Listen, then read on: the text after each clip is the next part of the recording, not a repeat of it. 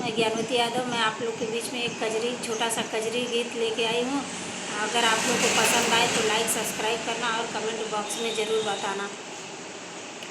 खेल गैली कजरी कन्हैया दैल चरिया चरिया बीचे लागल हो झालर मोतिया आचरिया बीचे लागल हो झालर मोतिया। खेल गैली कजरी कन्हैया दैल चरिया चरिया बीचे लागल हो झालर मोतिया चरिया बीचे लागल हो झालर मोतिया।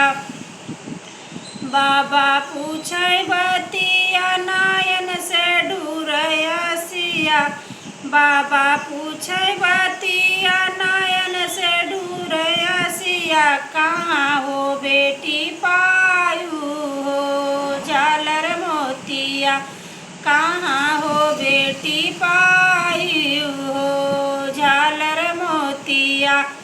खेल गैली कजरी कन्हैया दैल चरिया चरिया बीचे लागल हो झालर मोतिया चरिया बीचे लागल